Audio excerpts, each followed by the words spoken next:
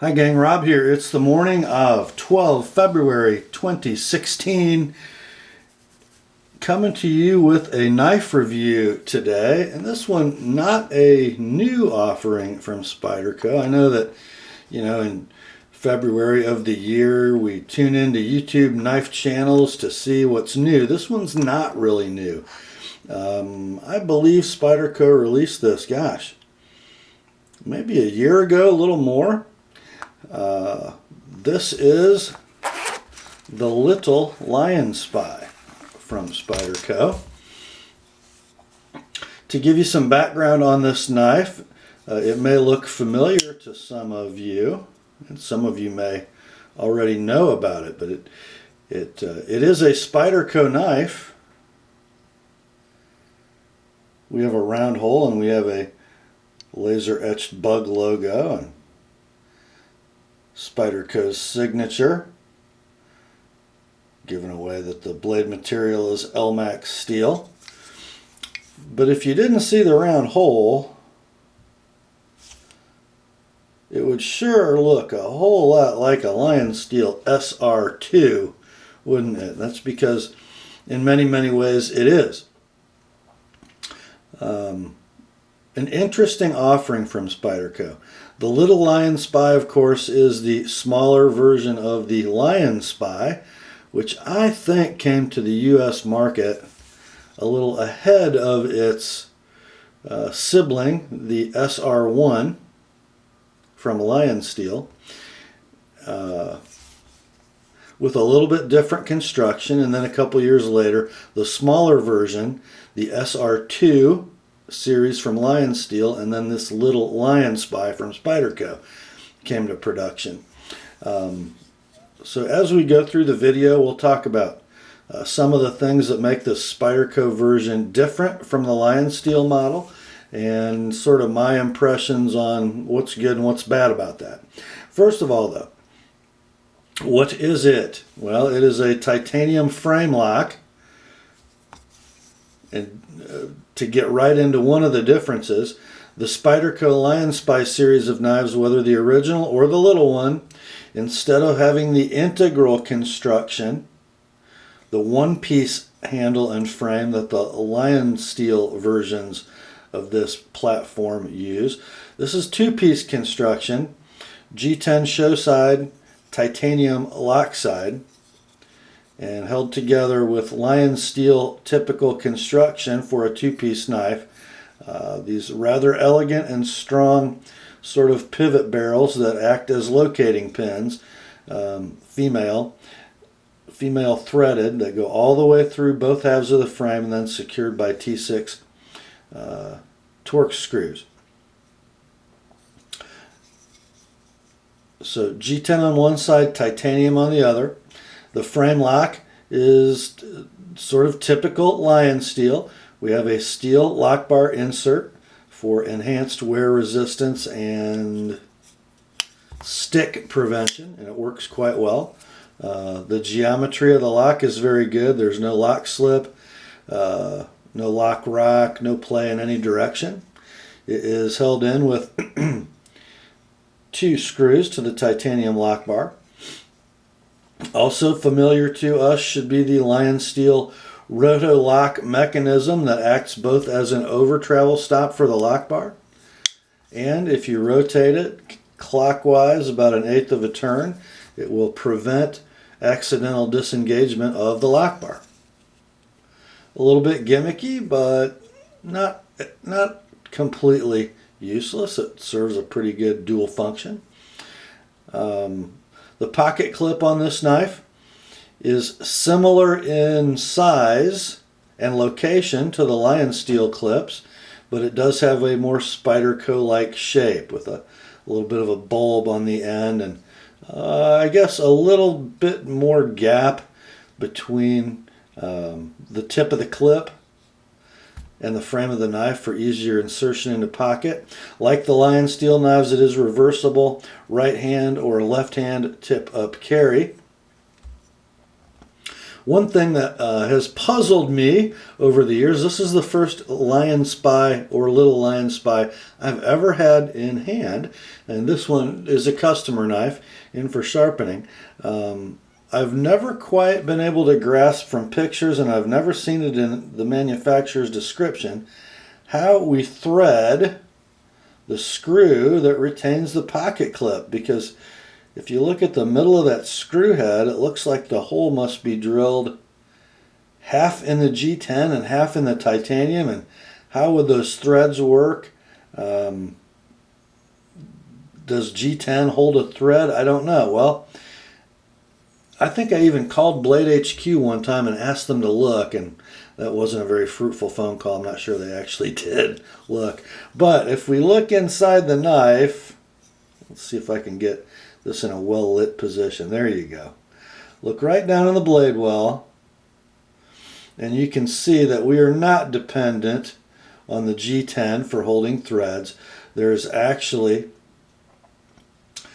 a female threaded post that is elliptical in shape, so it can't turn, and it's held in when the knife is sandwiched and attached together, and then the screw threads into it. So that is a titanium female thread retaining pin that can't turn in the handle. Brilliant design, and I'm really so grateful. I've lost a lot of sleep over the years figuring out how they did that. So let's talk about dimensions. Blade length on this knife, 3 1/8 inches. Handle length, 4 inches. Overall length, 7 1/8 inches. Thickness of the blade, and we'll get into this as we roll on, is 160 thousandths thick. So 5/32 we'll call it. Handle thickness, 0.54 inches, just over half an inch, but because of its perfect contouring, it feels in hand less thick than that, and certainly carries less thick than that, because everything on the corners is so rounded and the contours bring you to edges that are much less than 540 thousandths thick. Blade material is Elmax. And frankly, it seems as though Lionsteel, just from my sharpening experience, Lionsteel has done a great job with their heat treat on the Elmax. Let's see. Weight on this knife, and this is where it gets kind of interesting. The weight of the Little Lionspy is 3.95 ounces. Now let's talk about its siblings, the SR2s. The titanium SR2, which is the integral handle, all one piece of titanium, weighs 4.8 ounces. The SR2A, the integral aluminum handle, is 3.75 ounces. So the aluminum Lionsteel, still the lightest of the three, but that weight savings of aluminum versus the integral titanium is almost made up for by this two-piece construction, titanium and G10. So this knife is going to carry and feel in hand much more similar to an SR2A than it does an SR2, even though we have the advantages of the titanium working side of the handle. So a pretty cool combination, I think. Some other differences. The butt end of the handle is different on the Lionspy series of knives than it is from the SR Lionsteels. This tip at the pommel area is almost the same. It might be just a little rounder on the Spydercos, but where the difference really is in the handle is here. The rounded spine side of the butt is much different on the Little Lionspy or the full-size Lionspy from the Lionsteel SRs. This point at the finger side of the pommel is also in a less pronounced way present at the spine side. Now, on the full-size knife, I don't think that's really ever an issue because of the extra handle length. this area of the spine and butt of the knife doesn't really interface with the hand as critically as it does on the small version with the 4-inch handle. And frankly, the Little Lionspy, because of that rounded spine at the butt, is much more comfortable in hand. As you can see, it's not, unless you're in a completely perpendicular hammer grip, it's not really a 4 fingers in front of the peak knife. In a saber grip, your pinky is going to kind of ride over the edge of that, and because it is a little rounder on the Spyderco, I think it's more comfortable. And because of the roundness here, it fits into the palm much better with the short handle. So I like this knife in many ways over the SR-2 series from Lionsteel. I gotta wipe this blade. You guys know how I am about fingerprints, don't you?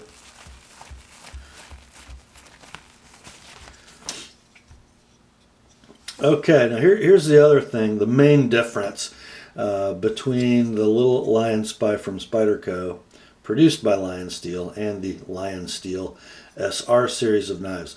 The 2-piece construction. I guess you can make the case that the integral handle, machined from 1 piece of titanium or 1 piece of aluminum, would be stronger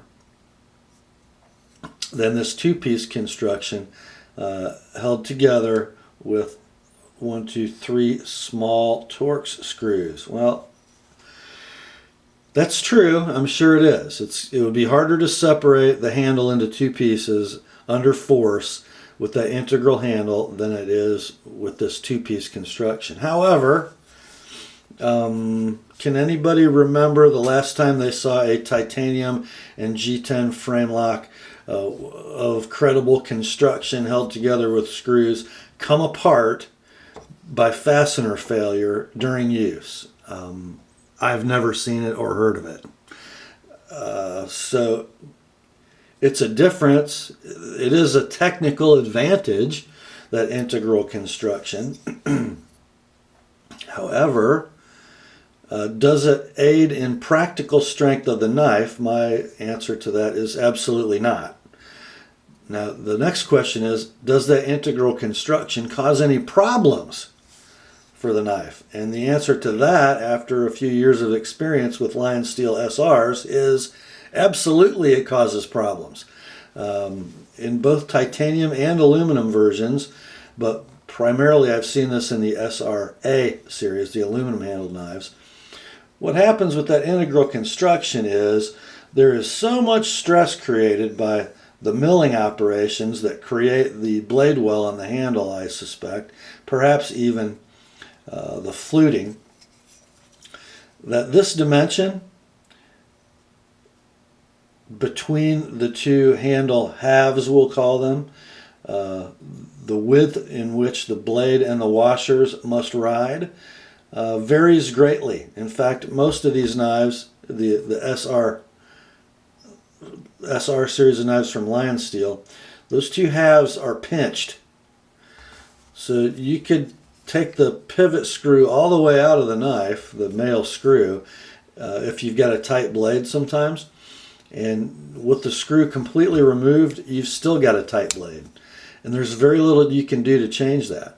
So if you have to, for any reason, remove the blade and the Teflon washers to do any maintenance on the knife, good luck getting them back in, and then good luck having a knife with a good free action after you get it back together. Of course, with the 2-piece construction, the titanium side can be milled for flatness on the inside, so can the G10, so you get a really consistent dimension and a truly adjustable pivot with the Spyderco version and the 2-piece handle. I think that's a big deal. It's way more important than having a handle that you could run over with a truck and not have it break in 2. Because you don't have a 3-inch bladed folding knife that has a practical use of being run over by a truck. You just don't.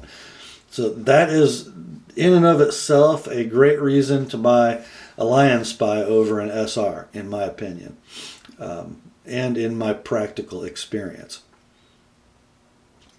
So beyond that, let's talk about the knife. It is a 3 1/8 inch bladed EDC knife that weighs less than 4 ounces. It has a really broad top to bottom drop point blade, and I think more in the Little Lionspy than the full size one. The hump and the hole do interrupt the grace and beauty of the Lionsteel blade shape quite a bit. It's something you have to get used to. Imagine how pretty this blade would be. Just look at a picture of an SR-2 if that spine just continued uninterrupted, and it is beautiful. The overriding characteristic of this blade that I think grabs the eye is this belly. It is super, super effective for EDC tasks and for slicing. Now, the sad part about that is we've got this rather chunky 160 thousandths blade stock, and although it is broad enough to have a very long gradual grind, it isn't thin behind the edge, and it could be. If you guys remember the CRKT hijinks produced by Lionsteel, even thicker blade, I think those are 200 thousandths, about the same height or broadness of blade, but a much thinner dimension behind the edge. This one is sharpened by me at 18 degrees per side with a little tiny 21 degree micro bevel. But you can see at 18 degrees that bevel is not exactly skinny. You know, this knife is probably 35 thousandths behind the edge thick, which is kind of sad because the profile of the blade is so well suited for slicing. The thickness of the blade is not. And as you guys know, whether it's an SR from Lionsteel or a Lionspy from Spyderco, the factory edge that you get with these is absolutely horrendous, and no two are the same. Some of them look more of a V-grind edge, some of them are clearly convex. Some knives look V-ground in one area and convex ground in another. Frankly, when you're paying $250-ish for a knife like this, and that's the kind of effort you get from a factory on sharpening, I would just assume that they do my primary grind, flat ground to 25 thousandths at the edge, and leave it to me to sharpen, because it takes just about as much work to fix Lionsteel's horrible edge grind on these knives as it would just to start with nothing and create my own edge bevel. I don't know, that's just unacceptable. I mean, most of the Lionspys and SRs really don't even cut out of the box. I mean, you know, there's a lot of bad factory edges that will at least cut. You know, inconsistent, asymmetrical, overly toothy, grinder chatter, but at least they cut. Most of these don't even cut. Does it cut now? Let's look. I think it does.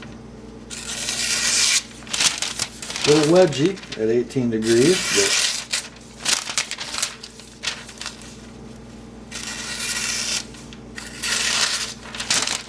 it's a little wedgy.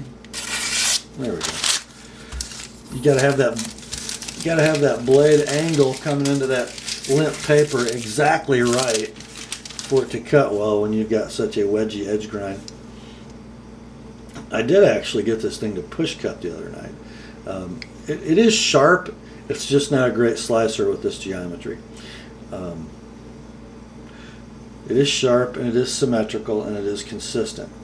Another issue, I guess, common to the family is that the sharpening choil, as it comes from the factory, is undersized and does not clear the plunge grind. Have we heard that before?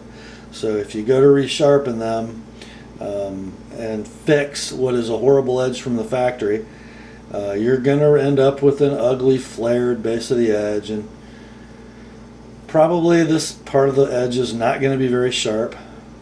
It's going to look bad. So I always enhance or enlarge the sharpening choil when I work on one of these, and this needed more than most, actually, but not a problem. It comes out looking great. can't beat on this knife too hard about that because virtually no one gets it right. Some people do, but most don't. Ergonomics of this knife are better than the Lionsteals. The jimping is nice and sharp without being painful, and then you have the thumb ramp created by the Spidey hole hump. It is wonderful in hand in the saber grip. It's pretty good. It's very good in the hammer grip, and man, that rounded butt makes it even better. In the draw cut grip, it's really good. Everything nestles nicely. The clip is on for right hand carry, so let's check that. Look at that. Look where my ring finger is. Right in the swale of the clip. No issue. And in the hammer grip, you know the clip is there, but can't feel it in any meaningful way.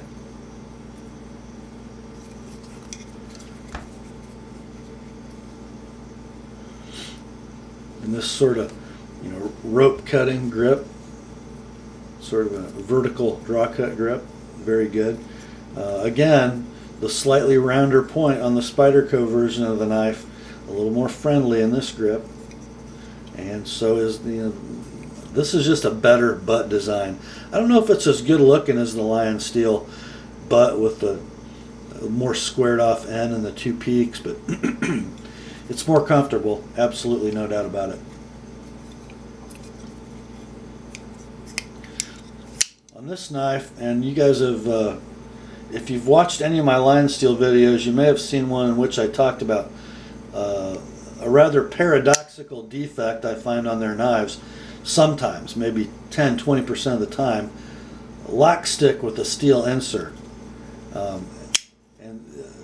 And they carbonize the lock face of the steel insert, which leads me to believe it's not hardened, or at least it hasn't been in the past. I didn't look actually on this one, but it is completely free of lock stick, completely free.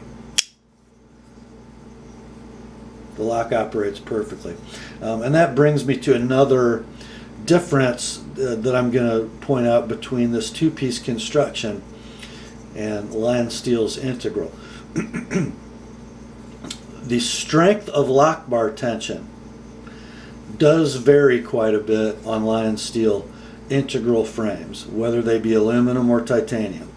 If you have too much lock strength, it makes it difficult to get nice, free, silky, smooth action out of the blade.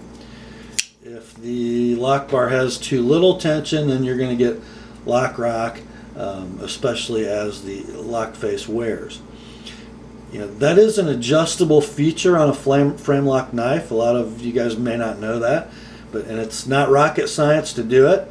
If you need less lock bar tension, you bend the lock bar out, and I sort of just bounce it. You can sort of feel when you're reaching the end of its elasticity and you're actually moving it. I'll just sort of bounce it, make small incremental adjustments and see where I'm at. If the lock bar has too little tension, well, the knife has to come apart, and then you do the same thing without the show side scale in place to increase the tension. How are you going to do that on an integral knife? That's right, you can't.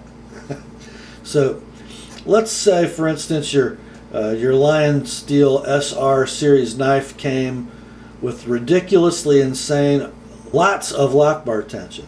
And in order to make it operate the way you want it to, knowing that you can only get one crack at this, you gingerly decrease lock bar tension, and then you made a mistake and you went too far. Well, you're done.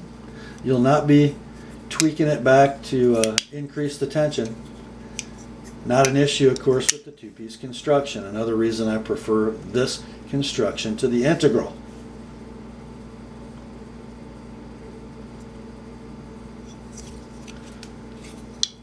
I kind of like this little guy. I didn't think I would. Deployment's a little weird. Of course, if you're sweeping it, not a big deal. It's actually a great sized hole and plenty of access to do that with either hand. flicking it open is a bit of a challenge. It looks like the angle you'd want to take would be out in this direction, but the knife doesn't have a lot of detent, so that doesn't really work too well. You almost need to go old school on it and build tension in this direction to snap it out, which, you know, it takes 3 minutes of using it to get that, but it just kind of wasn't what I expected. But it is much easier to open than the SRs. Sometimes those SR handles get a little slick and the thumb stud's a little harder to access. And because of the contouring, there's very little shelf here for your fingers to anchor the knife in your hand while you're opening it. Again, let's see what I mean. So I do like the round hole opening feature better than the thumb stud on this platform. Although, as I said, not as pretty. And you also lose the crown spine that you see on the SRs, which it does help to lessen the presence of that super thick blade stock to have the crown spine that Lionsteel does. Can't really do that with the hump though. It needs to be a convex surface to be able to be crowned well. Another difference is the stop pin. It is not screwed in.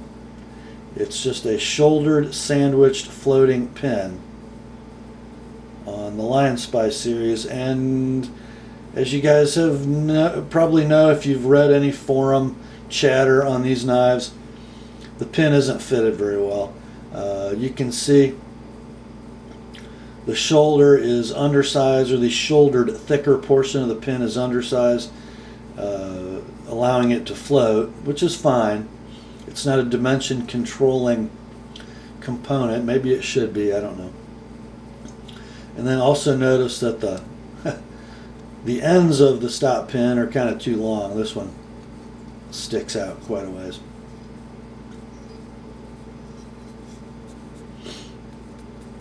I don't know if that would bother me or not, but probably not.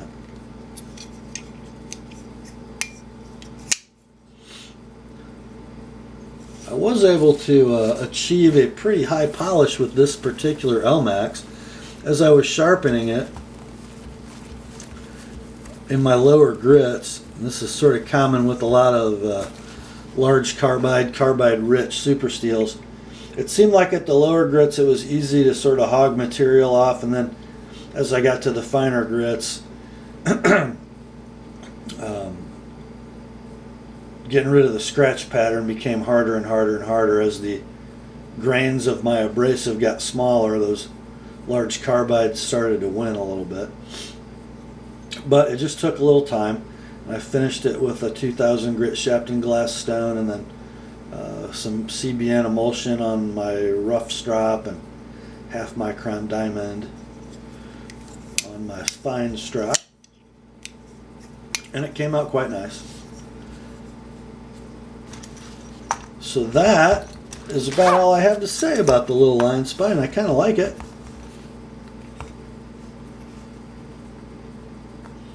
Pretty cool knife.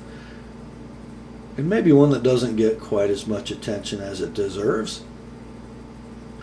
You know, would I spend 70 or 80 bucks more to get this over an SR-2A aluminum handle? Yes, I would. Would I be happy to spend $70 or $80 less for this knife than an all titanium SR-2 from Lionsteel? Yes, I'd be happy to save that money. Of the three, this would be my pick, even though it's in my nemesis steel Elmax. I'm learning how to deal with it. That's all for this one, my friends. Grace to you and peace from God our Father and the Lord Jesus Christ. And remember, the Word and the Spyderco Lil Lionspy are sharp.